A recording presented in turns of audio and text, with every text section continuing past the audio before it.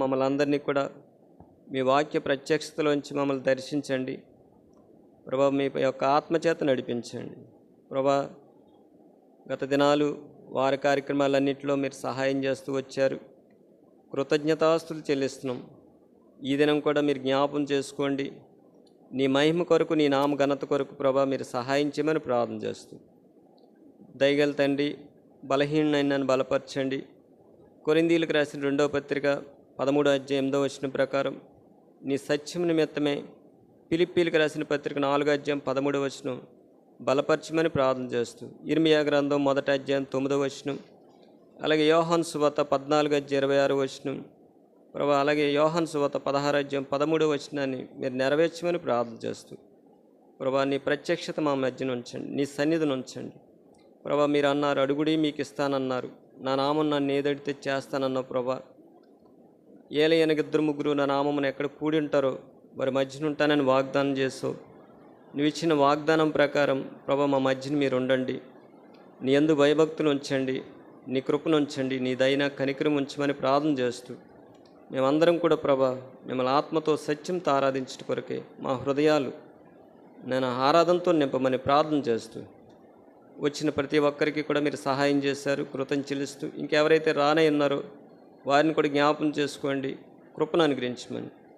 ఆయా స్థలాల్లో ప్రభా నిన్ను ఆరాధిస్తున్న వారితో పాటు చిన్న మందగా కూడి ఉన్న మమ్మల్ని జ్ఞాపం చేసుకోమని హగ్గై గ్రంథం 2:9 నెరవేర్చమని ప్రార్థన చేస్తూ, మా ప్రభువును రక్షకుడు మీ ప్రియకుమారుడైన యేసుక్రీస్తు నామములో మాకు ఇచ్చిన సహవాసాన్ని బట్టి కృతజ్ఞతలు చెల్లిస్తూ అన్ని విషయాల్లో సహాయం చేయమని మార్కు సువార్త 7:37 నెరవేర్చమని ప్రభు యేసుక్రీస్తు నామములో ప్రార్థించి వేడుకుంటున్నాం తండ్రి, ఆమేన్.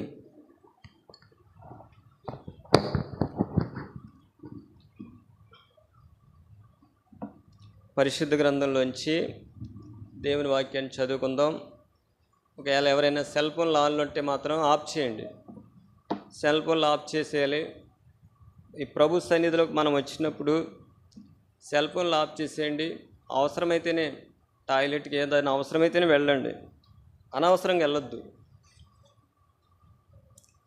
చూడండి దేవుని వాక్యంలోంచి తీతుకు రాసిన పత్రిక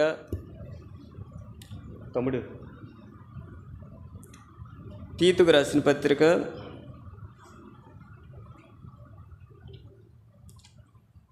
2వ అధ్యాయము, తీతుకు రాసిన పత్రిక 2వ అధ్యాయము 11 చదువుకుందాం. ఏలయనగా సమస్త మనుషులకు రక్షణకరమైన దేవుని కృప ప్రత్యక్షమే. చాలండి. ఈ ఉదయకాల సమయంలో మనం ఇందాక బైబిల్ కోరస్ పాడినప్పుడు కూడా ఉంది, ఆయన ప్రత్యక్షత, దేవుని యొక్క ప్రత్యక్షత మన మధ్యన ఉన్నప్పుడు మనం ప్రభుని సంతోషంతోనూ చెప్పనాసక్ష్యము కాని సంతోషంతో ప్రభుని ఆత్మతోనూ సత్యంతో ప్రభుని మనం ఆరాధిస్తాం. ఆయన ప్రత్యక్షత లేనప్పుడు ప్రభుని ఆరాధించలేరు. అందుకే అక్కడ అపొస్తలుడైన పౌలు గారు తీతుకు ఆ పత్రికలో రాస్తూ ఇక్కడ 3 విషయాలు మనకు జ్ఞాపం చేస్తున్నాయి. ఏలయనగా సమస్త మనుషులకు రక్షణకరమైన దేవుని కృప ఏం ప్రత్యక్షమైందండి? దేవుని కృప ప్రత్యక్షమైంది. చాలామంది అంటుంటారు, ఒకసారి మాట వరుసగా అంటూ ఉంటారు, ఎప్పుడు ప్రత్యేకత అనేది అంటే పలకరిస్తూ ఉంటారు. మీరు ఎప్పుడు ప్రత్యక్షమవుతారు అంటే ఎప్పుడు కనబడతారు. దేవుడు కూడా ప్రత్యక్షత ఎలాగిచ్చాడంటే అక్కడ మాట ఉంది, ఏలైనా సమస్త మనుషులకు రక్షణకరమైన దేవుని కృప ప్రత్యక్షమైంది. దేవుని కృప ప్రత్యక్షమైంది. 2వదిగా చూస్తే అక్కడ ఇంకో మాటను చూడండి, 2:13 అనగా మహాదేవుడును మన రక్షకుడినైన యేసుక్రీస్తు మహిమ యొక్క ప్రత్యక్షత. 2వది ఏంటండి? ఆయన మహిమ యొక్క ప్రత్యక్షత. మొట్టమొదటిగా మనుషులకి ఏం ప్రత్యక్షమైందంటే రక్షణకరమైన దేవుని కృప. కృపలో ఏముందండి? రక్షణ ఉంది. రెండోదిగా చూస్తే మహాదేవుడును యేసుక్రీస్తు యొక్క మహిమ యొక్క ప్రత్యక్షత అంట. ఏంటండి అక్కడ చదవండి. మహాదేవుడును మన రక్షకుడైన యేసుక్రీస్తు మహిమ యొక్క ప్రత్యక్షత. మూడోదిగా చూడండి, తీతుకు రాసిన పత్రిక 3వ అధ్యాయము 4వ వచనం. మన రక్షకుడైన దేవుని యొక్క దయయు మానవుడల ఆయనకున్న ప్రేమయు చాలండి. మూడోది ఏంటంటే ప్రేమ ప్రత్యక్షత. 3 ప్రత్యక్షతలు ఉన్నాయి. చెప్పండి. మొట్టమొదటిగా ఏంటి? ఎవరికి ప్రత్యక్షమైంది? దేవదూతలకు కాదు, మనుషులకి. దేవదూతలకు కాదు, దేవుని యొక్క ప్రత్యక్షత ఏలయనగా సమస్త మనుషులకు రక్షణకరమైన దేవుని కృప ప్రత్యక్షమై. రెండవదిగా చూస్తే మహాదేవుడును మన రక్షకుడైన యేసుక్రీస్తు యొక్క మహిమ యొక్క ప్రత్యక్షత, మహిమ. మూడవదిగా చూస్తే చూడండి, ఈ మాట చాలా మనం ఒకసారి ఆలోచించండి. మానవుడల ఆయనకున్న ప్రేమ. ఎవరికి ఉందండి ప్రేమ?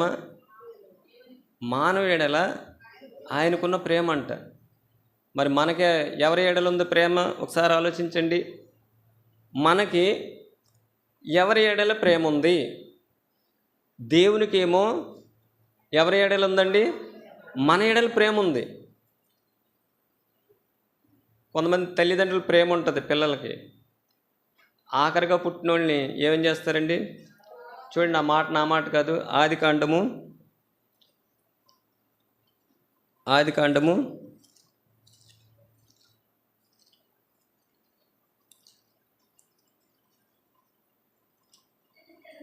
37వ అధ్యాయము, ఆదికాండం 37వ అధ్యాయము 3వ వచనం. మరియు యోసేపు ఇశ్రాయేలు వృద్ధాప్యమందు పుట్టిన కుమారుడు గనుక తన కుమారులందరికంటే ఎక్కువగా అతన్ని అంటే కుమారుని, రాహేలు కుమారుని ప్రేమించాడు, ఎక్కువగా ప్రేమించాడు. వీళ్ళని ప్రేమించిన దానికంటే కుమారుడు, ఇది తండ్రి ప్రేమ. మరి దేవుని ప్రేమ ఏంటండి చెప్పాలి? మానవుడెలా ఆయన ప్రేమ. 3 విషయాలు ఇక్కడ తీతుకు రాసిన పత్రికలో అపోస్తలుడైన పౌలు గారు అంటున్నారు. మొట్టమొదటగా ఏం ప్రత్యక్షమైందండి చెప్పండి? మనుషులకి ఏం ప్రత్యక్షమైంది? చూసారండి, సమస్త మనుషులకు రక్షణకరమైన దేవుని కృప ప్రత్యక్షమైందండి. ప్రత్యక్షమే ఏం చెప్తుందంటే అక్కడ చూడండి, బోధిస్తుంది. ఏం బోధిస్తుందంటే ఆ 12వ వచనం చదవండి. మనము భక్తిహీనతను, ఇహలోక సంబంధమైన దురాశలు విసర్జించి.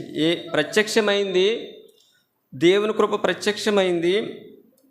ప్రత్యక్షమై ఏం బోధిస్తుందంటే మనము భక్తిహీనతను, ఇహలోక సంబంధమైన దురాశలను విసర్జించి శుభప్రదమైన నిరీక్షణ నిమిత్తం అంటండి. ఈ యొక్క కృప ప్రత్యక్షమై దేని నిమిత్తమే బోధిస్తుంది? మనకి విసర్జించాలి. భక్తిహీనత, ఇహలోక సంబంధమైన దురాశలు విసర్జించాలి. రెండోదిగా చూస్తే శుభప్రదమైన నిరీక్షణ నిమిత్తము, అనగా మహాదేవుడును మన రక్షకుడైన యేసుక్రీస్తు మహిమ యొక్క ప్రత్యక్షత కొరకు ఎదురు చూసారండి? ఏం బోధిస్తుంది? ఎదురు చూడాలి. కృప, రక్షణకరమైన కృప, మనుషులకు రక్షణకరమైన కృప ప్రత్యక్షమైంది. మనం విసర్జించాలి. మనము భక్తిహీనతను, ఇహలోక సంబంధమైన దురాశలు విసర్జించి శుభప్రదమైన నిరీక్షణ, అనగా మహాదేవుడును మన రక్షకుడైన యేసుక్రీస్తు మహిమ యొక్క ప్రత్యక్షత కొరకు ఎదురు చూడాలి. నిరీక్షణ. ఏ నిరీక్షణ అండి ఇది? శుభప్రదమైన నిరీక్షణ అంట. ఈ నిరీక్షణ ఎవరైతే ఉంటుందో ఆయన మహిమ యొక్క ప్రత్యక్షత కొరకు ఎదురు చూస్తారు. చూడండి, అక్కడ ఇంకో మాట ఉంది. ఈ లోకంలో స్వస్థ బుద్ధితోనూ, నీతితోనూ, భక్తితోనూ బ్రతుకుచుండవలని మనకు బోధిస్తుందంటే. ఈ కృప ప్రత్యక్షమే బోధిస్తుంది. ఏం బోధిస్తుంది? ఈ లోకంలో ఎలా ఉండాలంటండి? స్వస్థ బుద్ధితోనూ, నీతితోనూ, భక్తితోనూ బ్రతుకుచుండవలని మనకు బోధించున్నది.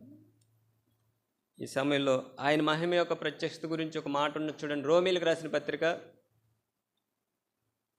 8వ అధ్యాయము 18వ వచనం. రోమ 8:18.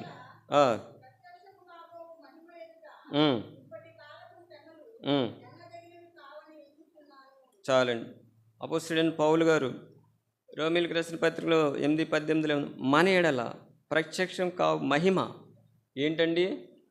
చాలామంది వెళ్ళిపోయినప్పుడు రాస్తూ ఉంటారు మహిమలో పిలువబడ్డారని. ఏం పిలువబడతారండి? ఎక్కడ పిలువబడ్డారంట? మహిమలోకి పిలువబడ్డారంటారు. అంటే ఈ లోకం విడిచిన తర్వాత మహిమలో పిలువబడతారు. అందుకే అపోస్తలుడైన పౌలు గారు అంటున్నారు, మన ఎడల ప్రత్యక్షం కావు మహిమ ఎదుట ఇప్పటి కాలపు శ్రమలు ఎన్నతగిన కావని ఎంచుచున్నాం.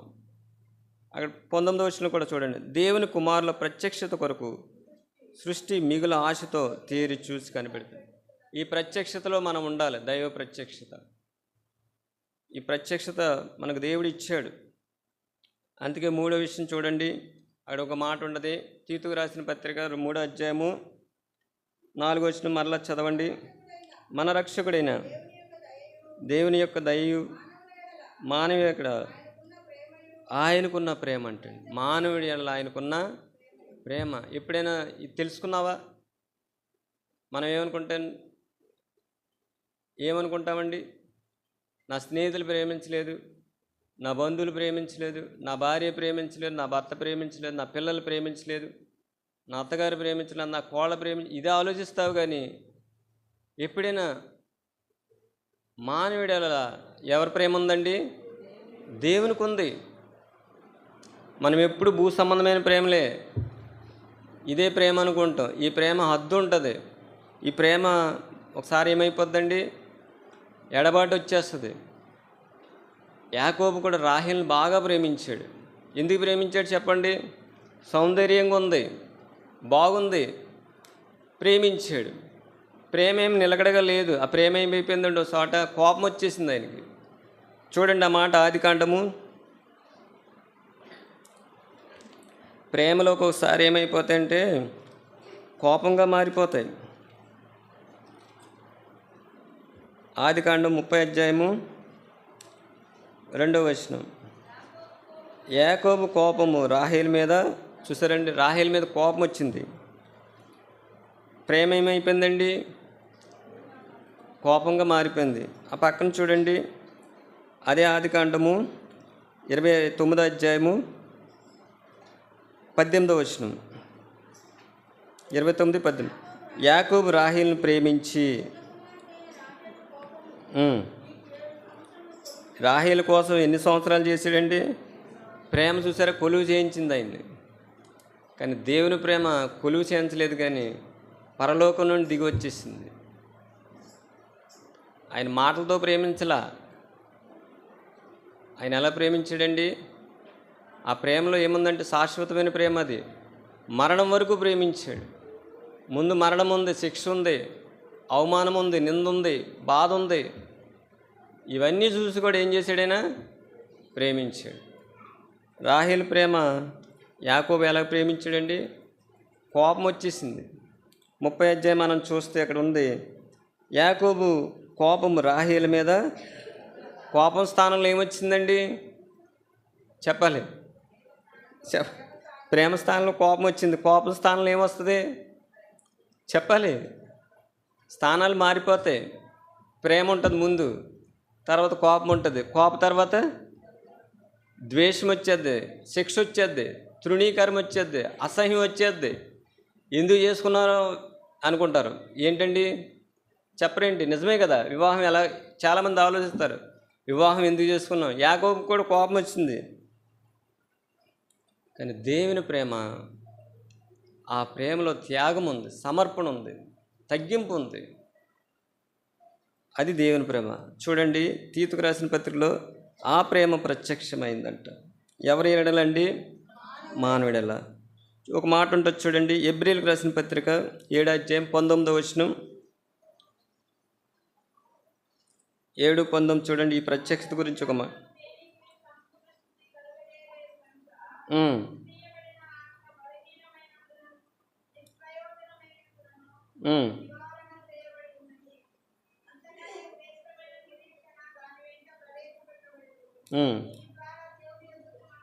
చాలండి. శ్రేష్టమైన నిరీక్షణ ద్వారా ఎక్కడ చేరతారండి? దేవుని యొద్దకు చేరుతాడు మానవుడు. అందుకే తీతు రాసిన పత్రికలో ఆ మాట రాయబడ్డది, శుభప్రదమైన నిరీక్షణ. ఆయన మహిమ కొరకు ఎదురు చూస్తుందంట. ఈ నిరీక్షణ ఎవరిలైతే ఉంటుందో, ఈ శ్రేష్టమైన నిరీక్షణ, వాళ్ళు ఏం చేస్తారండి? ప్రభు యొద్దకి చేరుతారంట. ఒక మాట ఉంటుంది చూడండి, అదే మాట మనం చదివాం. తీతు రాసిన పత్రిక 3:4 చదవండి.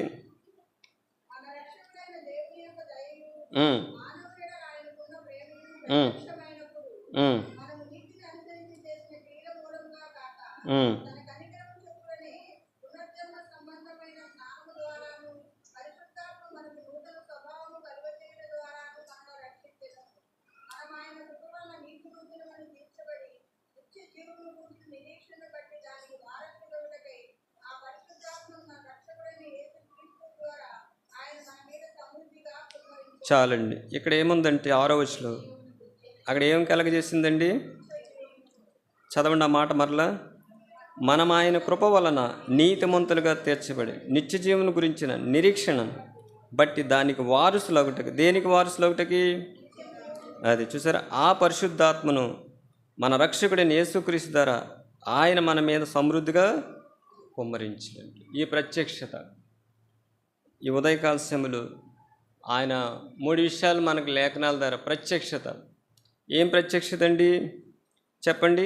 మనుషులకు రక్షణకరమైన దేవుని కృప ప్రత్యక్షమైంది. రెండవదిగా చూస్తే చదవండి, మహాదేవుడును మన రక్షకుడైన యేసుక్రీస్తు మహిమ యొక్క ప్రత్యక్షత, అది నిరీక్షణ. మూడవదిగా చూస్తే 4 మానవుడిలా ఆయనకున్న ప్రేమ చూడండి, ఎంత ప్రేమించాడు ప్రభు. ఆయన కుమారుడి కంటే మనల్ని ప్రేమించాడు ప్రభు. ఒక దినాన దేవుడు ఇస్సాకుని బలిగమ్మని అడుగుతాడు. అక్కడ మాట రాయబడుతుంది చూడండి, ఆదికాండము 22వ అధ్యాయము. ఆదికాండం 22వ అధ్యాయంలో ఒక మాట ఉంది, 2వ వచనం. అప్పుడు ఆయన, నీకు ఒక్కడే ఉన్న నీ కుమారుణ్ణి అనగా నీవు ప్రేమించి ఇస్సాకును తీసుకుని మోరియా దేశం వెళ్ళి అక్కడ నేను నీతో చెప్పు. చాలండి. చూసారండి, ఎవరిని ప్రేమించాడు? అబ్రహాము ఇస్సాకును ప్రేమించాడు. ఇస్మాయిల్ ఉన్నాడు కానీ ఈయన వాగ్దాన పుత్రుడు. ఎవరండి? ఇస్సాకుని అడిగాడు దేవుడు, నువ్వు ప్రేమించు, ఇస్సాకును తీసుకుని మోరియా దేశం వెళ్ళి అక్కడ నేను నీతో చెప్పబో పర్వతంలో ఒక దాన్ని దహన బలిగా అర్పించమని. చూసారండి, ఆయన ఏం చేశాడు? తీసుకెళ్ళిపోయాడు అంతే. మన కొరకు కూడా దేవుడు ఏం చేశాడంతే, తన అద్వితీయ కుమారుడిని, తన సొంత కుమారుడిని, తను ప్రేమించిన కుమారుడిని పరలోకం నుండి ఈ లోకానికి పంపించాడు. చూసారండి, అంటే కుమారుని ప్రేమించాడా, మనల్ని ప్రేమించాడా? చెప్పాలి. మనల్ని ప్రేమించాడు. ప్రేమ, అంతగా ప్రేమ ప్రత్యక్షమైందంట. ఈ ఉదయకాల సమయంలో ఆయన కృపా ప్రత్యక్షతలో, ఆయన మహిమ యొక్క ప్రత్యక్షతలో, ఆయన ప్రేమ యొక్క ప్రత్యక్షతలో నువ్వు ఉంటే ప్రభుని ఏం చేస్తామండి? ఆత్మతోనూ సత్యంతో ఆరాధిస్తావు. చూడండి, ఇంకా ఉంటుంది ఒక మాట, నిర్గమాకాండం ఆయన ప్రత్యక్షత గురించి 3వ అధ్యాయము 2వ వచనం చదవండి. నిర్గమాకాండం 3వ అధ్యాయం 2వ వచనం.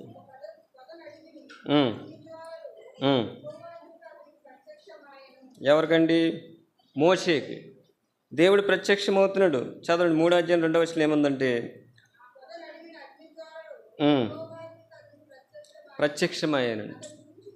అతడు చూసినప్పుడు చాలండి, కానీ ఆ పొద కాలిపోయింది. చూసారు, పొద మండుతుంది.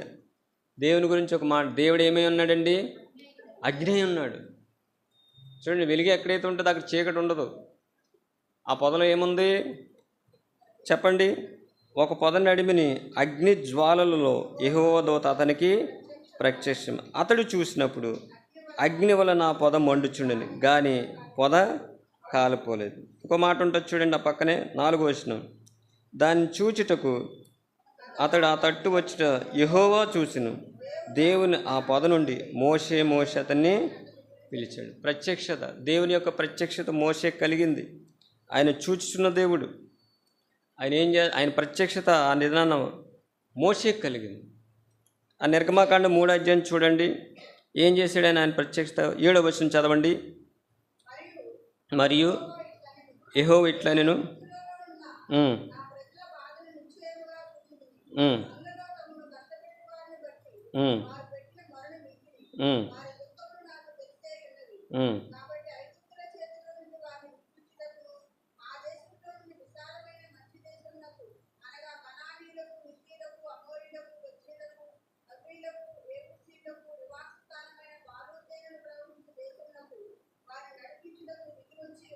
చాలండి. చూసారండి, దేవుని యొక్క ప్రత్యక్షత ఎప్పుడైతే కలిగిందో ఆ వాక్య ప్రత్యక్షతలోకి వచ్చినప్పుడు ప్రభు అంటున్నాడు అక్కడ కొన్ని విషయాలు రాయబడ్డది చూడండి. ఆ 7వ వచనం కంటే మనం కింద భాగం వరకు చదివినప్పుడు ప్రభు ఆ ప్రత్యక్షలు ఏంటంటే ఏం చూశాడంటండి, ప్రజల బాధను చూశాడంట. రెండోదిగా చూస్తే వింటిని అన్నాడు, ఆయన చూశాడు, విన్నాడు. మూడోది చూడండి, తెలుసుకున్నాడంట. మన దేవుడు చూసేవాడు, వినేవాడు, తెలుసుకునేవాడు. 4వ చూడండి, ఒక మాట ఉంటుంది, 8వ వచనం.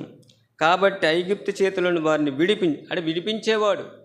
చూసి విని తెలుసుకునే లక్షణం ఏంటంటే మనుషులది. విడిపించేది ఎవరండి? దేవుడు. చాలామంది చూస్తారు, వింటారు, కానీ తెలుసుకుంటారు, కానీ ఏమి చేయలేరు. కానీ దేవుడు అటువంటి వాడు కాదు. దేవుడు ఏం చేశాడంటండి, ఆయన విడిపించాడు. ఇంకేం చేశాడు చూడండి, ఇంకో మాట ఉంటుంది అక్కడ, చదవండి. 8వ వచనం కింద భాగంలో ఉంటుంది. పాలు తేనెలు ప్రవహించి దేశం వారిని నడిపించడానికి వచ్చాడు ఆయన.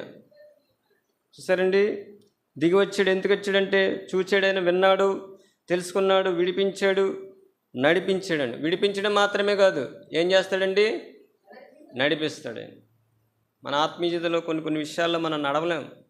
ఏదో సమస్య వస్తుంది, బలహీనత వస్తుంది, అనారోగ్యం వస్తుంది, ఆర్థిక ఇబ్బందులు, లేకపోతే ఇటువంటి సమస్యలు వచ్చినప్పుడు ఒకసారి ఆయన ప్రభు విడిపించినా కానీ నడవడానికి ఏం చేస్తారండి, ఒకసారి నడవలేకపోతారు. ఇంకో మాటను చూడండి, ఇంకేం చేశాడండి, నడిపించి. అక్కడ ఇంకో మాటను చూడండి, అదే నిర్గమాకాండ 3వ అధ్యాయంలో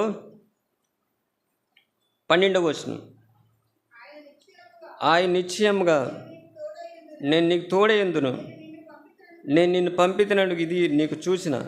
నీవు ఆ ప్రజలను ఐగుప్తులను తోడుకుని వచ్చిన తర్వాత మీరు ఈ పర్వతం మీద దేవుణ్ణి ఆరాధించుట. చూసారండి, సేవించుట. ఎన్ని విషయాలు జరిగినాయండి చెప్పండి. ఆయన ప్రత్యక్షతలోంచి ఎన్ని వచ్చినాయి చెప్పండి. చూచుట, వినుట, తెలుసుకునుట, విడిపించుట, నడిపించుట, సేవించుట. అయితే ఇజ్రాయేల్కి జరిగింది. మరి మనకి చెప్పండి. చూడండి, ఇజ్రాయేల్ గురించి ఒక మాట ఉంది అక్కడ. వాళ్ళ యొక్క చూడండి 5వ అధ్యాయం 9వ వచనం. 5:9 చదవండి. నిర్గమ 5:9. ఆ మనుషుల చేత వాళ్ళకి ఏముందండి అక్కడ, దాసత్వంలో ఎక్కువ పని. రెండవదిగా చదవండి, కష్టము. ఎక్కువ పని ఉంది, కష్టం ఉంది. అది చూశాడు ప్రభు. ఆ బాధ చూశాడు, ఆ కష్టం చూశాడు. మందిరానికి వచ్చిన నీ కష్టాన్ని కూడా, నీ బాధను కూడా చూస్తాడు. అయితే ఒక దినాన్ని ప్రభు ఏం చేస్తాడంటే సహాయం చేస్తాడు, విడిపిస్తాడు, నడిపిస్తాడు నేను. అందుకే ఒక మాట ఉంటుంది చూడండి, కీర్తన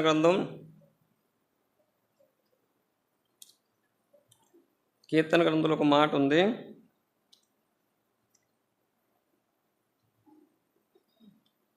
యాభై అధ్యాయము 15వ వచనం. ఆపత్కాలం నీవు నన్ను గురించి మొరపెట్టుము, నేను నిన్ను విడిపించేదను, నీవు నన్ను మహిమపరిచెదు. చూసారండి, ఆపద వచ్చినప్పుడు ఇజ్రాయేల్ కూడా అలాగే ప్రభువుకు మొరపెట్టుకున్నారు. ప్రభు ప్రత్యక్షత ఆనాడు మోషేకు కలిగింది. నేను నిన్ను విడిపించేదను, నీవు నన్ను మహిమపరిచెదు. మనం శ్రమలు వచ్చినప్పుడు, బాధలు వచ్చినప్పుడు, కష్టాలు వచ్చినప్పుడు, ఇబ్బందులు వచ్చినప్పుడు అలా ఉండిపోకూడదు. విడిపించే దేవుని యొద్దకు మనము రావాలి. వాళ్ళు కూడా వచ్చారు. ప్రభు ఏం చేశాడంటే మోషేని పంపించాడు. ఈ ఉదయకాల సమయంలో చూడండి, వాళ్ళకి ఏముంది అక్కడ, ఐగుప్తులు ఏముందండి, కష్టం ఉంది, ఇంకేముంది, ఎక్కువ పని ఉంది. ఇంకో మాట ఉంటుంది చూడండి, నిర్గమాకాండంలోనే 6వ అధ్యాయము 5-7 వచనాలు. ఎక్కడ ఉన్నారండి? దాసత్వం, దాసులుగా ఉన్నారు. చదవక్క.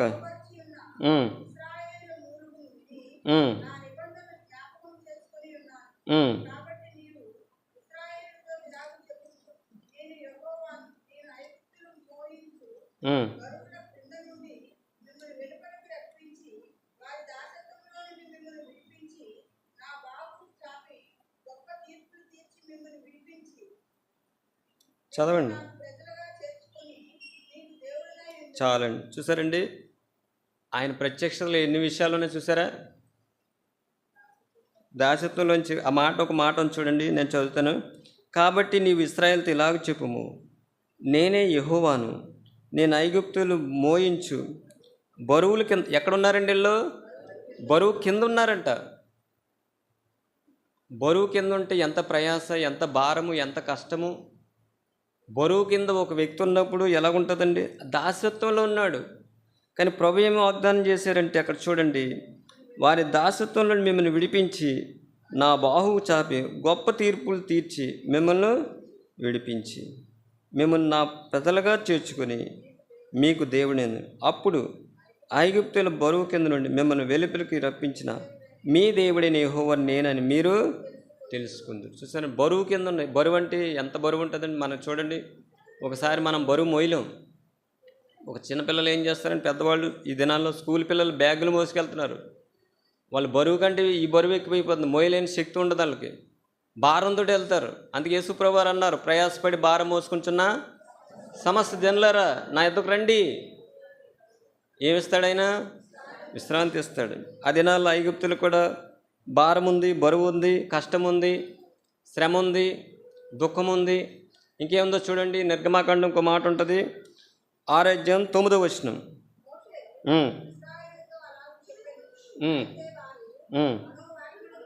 ఏముందండి ఇంకా? మనోవ్యాకులం అంట. అమ్మ బాబుని తీసుకుపో కిందకి. అక్కడ ఏముందండి? మనోవ్యాకులం ఉంది. ఇంకేముంది? కఠిన దాసత్వం ఉంది. చూసాను, కఠినమైన దాసత్వం. అది ఈ ఉదయకాల సమయంలో వాళ్ళకి అలాగుంది. మనకేముందండి? అక్కడి నుంచి ప్రభు ఏం చేశాడు? మోషేని పంపించి తీర్పులు తీర్చి అద్భుతాలు చేసి ఆశ్చర్యకార్యాలు చేసి ఎక్కడికి నడిపించాడు? ఆ మాట ఉంటుంది చూడండి, 3వ అధ్యాయం చదవండి. నిర్గమాకాండం 3వ అధ్యాయం చదవమ్మ. అదే 3వ అధ్యాయము.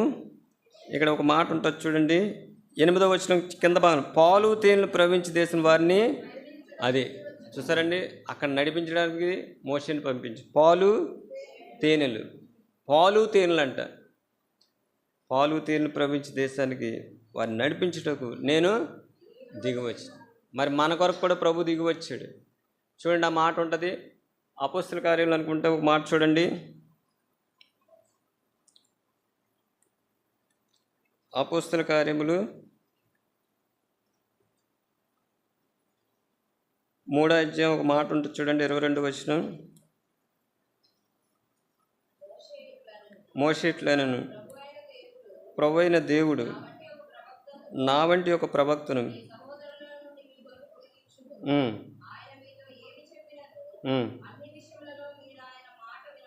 చాలండి. మోషే కూడా ప్రభు గురించి చెప్తున్నాడు. ఆయన నా వంటి ఒక ప్రవక్తను మీ సహోదరులు మీ కొరకు పుట్టించు, ఆయన మీతో ఏమి చెప్పాను అన్ని విషయంలో మీరు ఆయన మాట వినవాలి. చూసారండి, ప్రభు చెప్పాడు సమరయ స్త్రీతో. ఏమని చెప్పాడు? అమ్మ, ఒక కాలం వస్తుంది, ఆ కాలంలో తండ్రిని ఎలా ఆరాధిస్తారు? ఆత్మతోనూ సత్యంతో ఆరాధిస్తారు. ఆత్మతో. స్థలం ప్రాముఖ్యం కాదు, స్థలంలోకి వచ్చిన వ్యక్తి ప్రాముఖ్యమైన. వ్యక్తి యొక్క జీవితం ఎలాగుందో కావాలి. అర్థమైందండి? ఆ వ్యక్తి పరిశుద్ధంగా ఉండాలి, పాపం లేనివాడిగా ఉండాలి. ఎప్పుడైతే యథార్థతతో ఆత్మతో సత్యంతో ఆరాధిస్తాడు. ఒకవేళ ఆ వ్యక్తిలో పాపం ఉందనుకోండి, పాపం చే ప్రతివాడు దేనికి దోస్తుడండి? పాపాని యొక్క దాసత్వం కింద ఉన్నాడు. చూడండి, ఒక మాట ఉంటుంది, గలతీయులకు రాసిన పత్రిక 1వ అధ్యాయము గల్తీలకు రాసిన పత్రిక మొదటి అధ్యాయంలో ఒక మాట ఉంది చూడండి, 4వ వచనం చదవండి. ఉమ్, ఉమ్, ఉమ్. చాలండి. ఎక్కడి నుంచి అండి? దుష్టకాలంలో నుంచి. ఎక్కడి నుంచి విడిపించడానికి? చదవండి మళ్ళీ ఆ భాగాన్ని. మన తండ్రి అయిన దేవుని చిత్త ప్రకారం క్రీస్తు మనలను మన పాపల మీద తను తాను అప్పగించుకున్నాడు. చూసారండి, ఏ కాలం ఇది? దుష్టకాలం నుండి విమోచింపవలెనని. మొట్టమొదటిగా ఆ దినాల్లో అయితే ఆ ఐగుప్తులో ఉన్న ఇజ్రాయేల్ని విడిపించడానికి మోషే వెళ్ళాడు. మరి ఈ దినాల్లో అయితే మన కొరకు ఎవరు వచ్చారండి? యేసు ప్రభువారు. ఏ కాలం ఇది? దుష్టకాలం. దుష్టకాలం నుండి విమోచించడానికి. రెండోది చూడండి, ఒక మాట ఉంది, హెబ్రీయులకు రాసిన పత్రిక 2వ అధ్యాయం 14-15.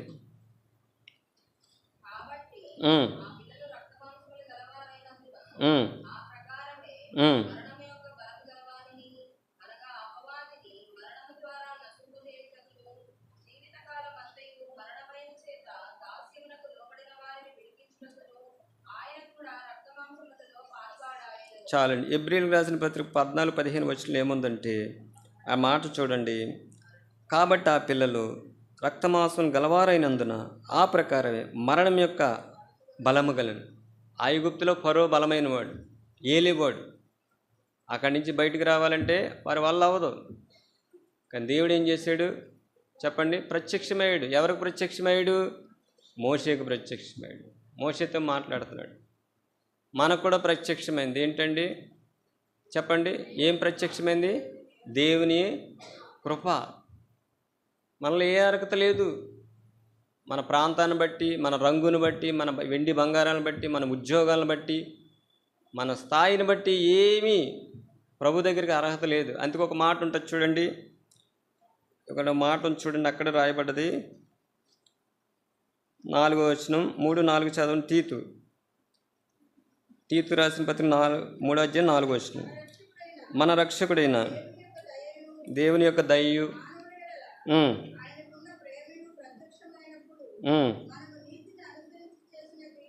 చాలండి. చూసారండి, దేని మూలంగా?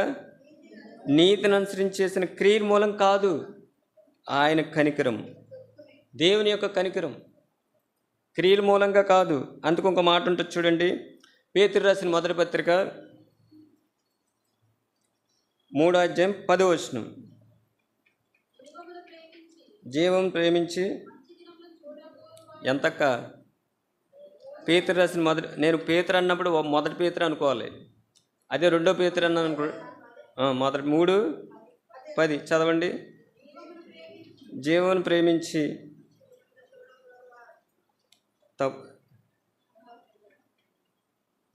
ఎంత చెప్పానక్క మీకు రిఫరెన్సు? క్షమించి 18 చదవండి.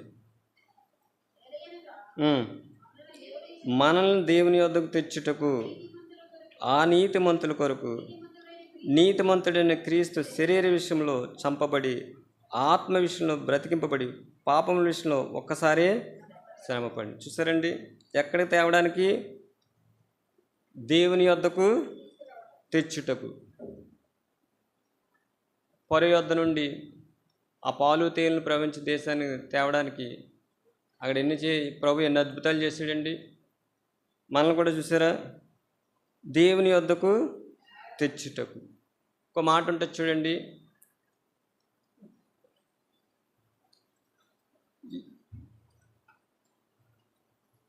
హెబ్రీయులకు రాసిన పత్రిక 7వ అధ్యాయం 25వ వచనం.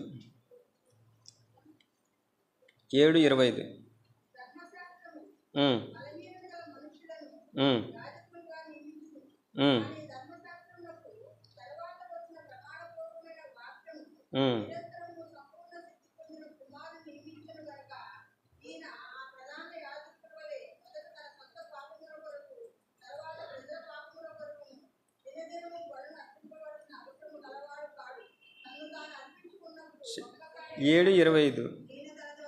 ఈయన తన ద్వారా దేవుని యొద్దకు వచ్చేవారి పక్షాన.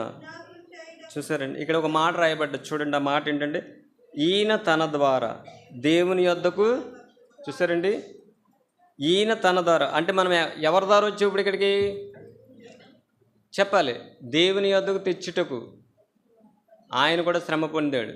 అనీతిమంతులం అంటండి. పేతురు రాసిన ఆ పత్రికలో రాయబడ్డది చూడండి. ఆ భాగాన్ని మరలా పేతురు రాసిన మొదటి పత్రిక 3వ అధ్యాయము 18వ వచనం చదవండి. ఏలయనగా మనలను దేవుని యొద్దకు తెచ్చుటకు అనీతిమంతుల కొరకు నీతిమంతుడైన క్రీస్తు శరీర విషయంలో ఏం చేయబడ్డాడండి?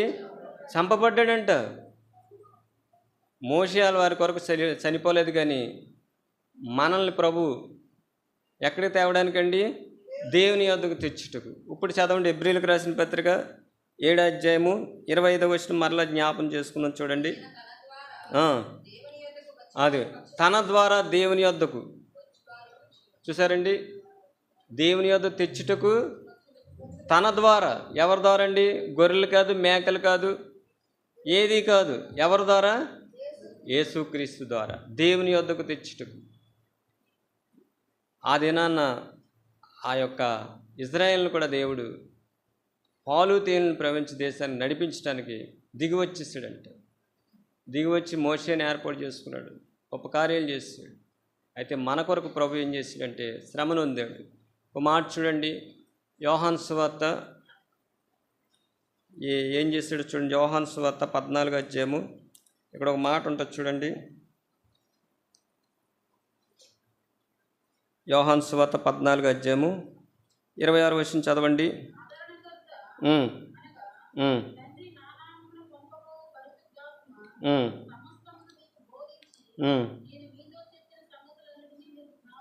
చాలండి. ఆదరణకర్త అనగా తండ్రి నా నామను పంపబోవు పరిశుద్ధాత్మ సమస్తం మీకు బోధించి నేను మీతో చెప్పిన సంగతులన్నీ ఏం చేస్తారో జ్ఞాపం చేస్తాను. ఇంకో మాట చూడండి, ఆ పక్కన ఉంటుంది 16వ అధ్యాయం 13వ వచనం. అయితే ఆయన అనగా సత్యస్వరూపైన ఆత్మ వచ్చినాడు, మిమ్మల్ని సర్వసత్యంలోనికి నడిపించు. అది నాన్న ఐగుప్తులో శ్రమల్లో, బాధల్లో, కష్టాల్లో ఆ బరువు కింద ఉన్న వాళ్ళందరినీ దేవుడు ఎక్కడికి నడిపించడానికి తీసుకొచ్చాడండి? పాలు తేళ్ళు ప్రవహించే దేశానికి. మనల్ని అయితే ఎక్కడికి చూడండి, ఆ మాట సర్వసత్యంలో నడిపించడానికి. ఎక్కడికండి? సర్వసత్యంలోనికి. అందుకే దేవుని యొద్దకు తెచ్చుటకు, దేవుని యొద్దకి యేసు ప్రభువారు శ్రమల గుండా వెళ్ళాడని. మన పాపాల కొరకైనా సొగసు లేకుండా, స్వరూపం లేకుండా మాను మీద ఒకసారి జ్ఞాపం చేసుకోండి. ఇందా మనం చదువు తీతు రాసిన 3:4 దేవుని ప్రేమ మానవుడెలా ప్రత్యక్షమే. ఒకసారి ఆ ప్రేమను జ్ఞాపం చేసుకోండి. ముఖం మీద ఉమ్మేస్తే ఏం చేసాడండి? ఎదిరించలా. చెంప మీద కొడితే ఎదిరించలా. తల వెంట్రుకలు పెరికేస్తే ఏం చేసాడండి ప్రభు?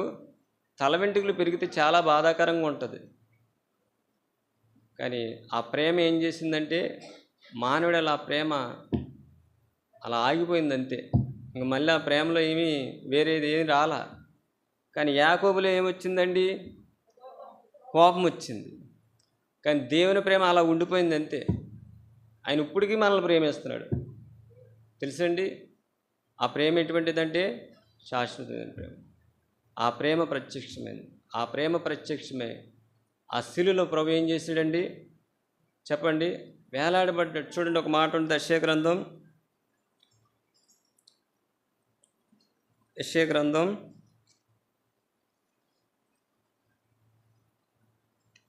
50వ అధ్యాయము 6వ వచనం చదవండి. కొట్టేవారికి ఏం అప్పగించాడండి? ఉదాహరణకి ఎవరన్నా మనల్ని కొడితే, ఎందుకు ఒక మాట అంటేనే ఎలా ఎదురు తిరుగుతారండి? నన్ను ఈ మాట అంటారా? మాటకే ఏం చేస్తారో తిరుగుబాటు చేస్తారు. కొడితే ఇంకేముంది, కొట్టేసి వచ్చేస్తారు అంతే. కానీ ప్రభు ఏం చేశాడండి? ప్రేమ చూడండి. ఆ ప్రేమ ఎలాగుందంటే, కొట్టివారికి నా వీపును అప్పగించింది, వెంట్రుకలు పెరికివారికి నా చెంపలు అప్పగించుకున్నాడంట. ఇందాక మనం గలతీయులకు రాసిన పత్రికలో చదివాం. ఏ కాలం నుండి అండి? దుష్టకాలం నుండి మనల్ని విమోచించాలని తన్ను తానే అప్పగించుకున్నాడంటే. ఇంకో మాట చూడండి, ఉమ్ము వేయి వారికి, అవమానపరిచి వారికి నా ముఖము దాచుకోలేదు. ఇది దేవుని యొక్క ప్రత్యక్షత. ఆ ప్రత్యక్షతలో నువ్వు ఉంటే, నువ్వు కూడా విమోచింపబడితే ప్రభుని ఎలా ఆరాధిస్తామండి? ఆత్మతోనూ సత్యంతో ఆరాధిస్తాం. ఆ వాక్య ప్రత్యక్షత మనకు దేవుడు ఇచ్చినప్పుడు ప్రభుని ఆరాధిస్తాం. అది దేవుని ప్రేమ. ఆ ప్రేమను బట్టి, ఆయన కృపను బట్టి, ఆయన యొక్క మహిమను బట్టి మనం ఏం చేయాలంటే ప్రభుని ఆరాధిద్దాం. ఆ శిలువలో ప్రభు వేలాడాడు, సొగసు లేకుండా, స్వరూపం లేకుండా మ్రాన్ మీద వేలాడు మన కొరకు. ఆ ప్రేమ ఒకసారి జ్ఞాపం చేసుకోండి. ఒకసారి తల్లి ప్రేమను చాలామంది జ్ఞాపం చేసుకుంటారు. ఒక సహోదరి నేను విన్నాను, సేవకురాలు కుమార్తె అంటుంది, నా తల్లి నేర్పించింది అంటుంది. వంట చేయడం ఏం నేర్పించిందండి? తల్లి నేర్పించిందని. ఆవిడ చనిపోయింది, ప్రభువునందు నిద్రించింది. ఆ మాట ఆ పాప అంటుంటే నేను విన్నాను, తల్లి నేర్పించిందంట. మరి మన తండ్రి మనకేం నేర్పించాడు చెప్పాలి? ఏం నేర్పించాడు? కొట్టుకోవడం, తిట్టుకోవడం, దూషించుకోవడం, అవమానపరుచుకోవడం ఇయ్యేనా? ప్రభు ఏం నేర్పించాడండి చెప్పాలి? ప్రేమ. మరి ఆ ప్రేమ మనలో ఉంటే ఆ కృప ద్వారా మనకు రక్షణ కలిగింది. ఆ రక్షణ బట్టి మనం ప్రభువుని ఆరాధిద్దాం. మన పాపాల కొరకు ప్రభు శిలువపై మరణించాడు, సమాధి చేయబడ్డాడు, సమాధిలోంచి 3 దినాలు లేచి పరలోకానికి వెళ్ళాడు. ఈ దినాన ప్రభు మనల్ని కోరుచున్నాడు, వెతికాడంట. వెతికితే ఈ బేతనీకి వచ్చి నువ్వు ఎందుకు వచ్చావు? బేతనీకంటే ఊరికనే రాలా. దేని గురించి వచ్చావు చెప్పండి? ఎందుకు వచ్చావు? తండ్రిని ఆత్మతోనూ ఆరాధించడానికి వచ్చావు. అందుని బట్టి మనం ప్రభుని ఆరాధిద్దాం. అటువంటి కృప దేవుడు మనకు అనుగ్రహించును గాక.